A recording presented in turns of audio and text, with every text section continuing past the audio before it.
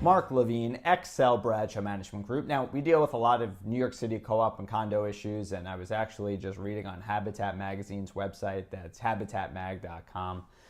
There was somebody that posted on the forum that she's a new board of directors member, and her current managing agent was neglecting to pay the water and sewer bills, and as a result, there were penalties and late fees associated with, and who should be responsible for this? Can they go back to the managing agent to actually recover some of these costs? And I was answering back, and I think it was pretty helpful, and I figured, why not take this real situation and apply it to everybody out there that may be viewing this, so that you can get a sense of what we need to do on a monthly basis to avoid situations just like this. Now, the managing agent should be responsible for handling all of the bills and timely payment of all invoices that come in, and that's whether it's a water and sewer bill or a contractor's bill.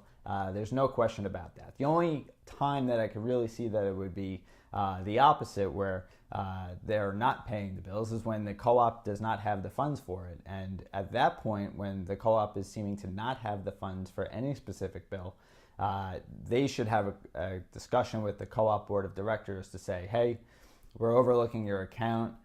You're not going to meet your obligations. What could we do about this? How could we alleviate the situation? And on the flip side, the co-op board and the condo boards, they should be receiving monthly statements from the managing agent that say a list of operating accounts and a list of reserve accounts and where you stand at any month end. So you should be able to see and get a hold of it. So let's take through an answer to this on how you could avoid this just on a normal basis. And what I recommend, and what all of our boards do, is basically, let's pretend you're on a January 1 to December 31st. You're on a calendar year. So around November, we're setting up your budget, and we're going to set up all your revenue, all your expenses, and we're going to take three big ones. We're going to take water and sewer.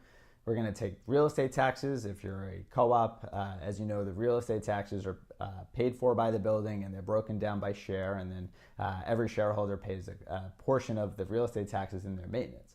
And we're also going to take insurance. So those three big ones are bills that we could expect to come a lot. So we'll take those. What we do is set up a separate operating escrow account for the building. So we'll take 1/12 of the amount every month. So basically splitting it up by 12 evenly. It doesn't matter when the bills are going to come, if it's going to be in every quarter or every month, doesn't matter.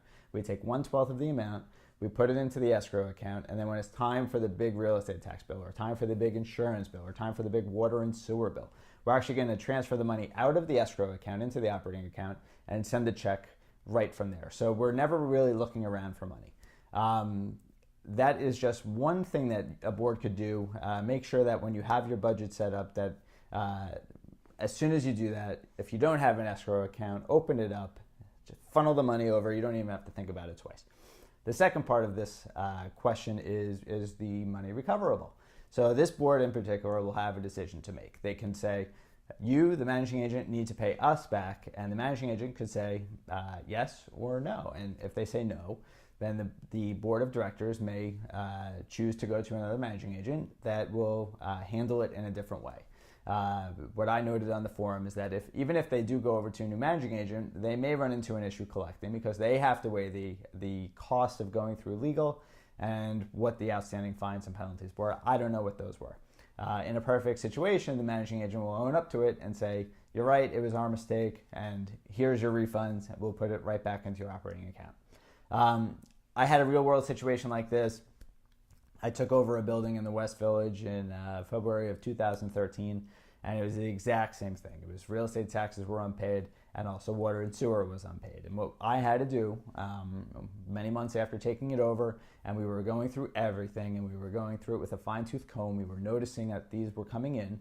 I actually went down to the water department, and with hat in hand, we made a payment plan. So we put down an upfront, and then we had a payment plan that was in installments, and that stopped the penalties. But short of that, I mean, you got to pay it. It's not one of those bills that will just kind of go away. They will keep accruing. So if every board out there will heed this advice, this is really important advice. So set up the operating escrow account, funnel that money over 1/12 every month, and then you'll never have to worry about those payments again. So I hope that helps. I hope that's a real world example. Now, if you want to follow us on Facebook, we update periodically.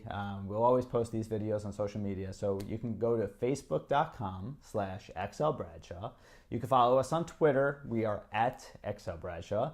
And of course, our website is ebmg.com. If you want to email me with questions, I like to use these real world examples. So I will be happy to include your questions in these little segments that we do.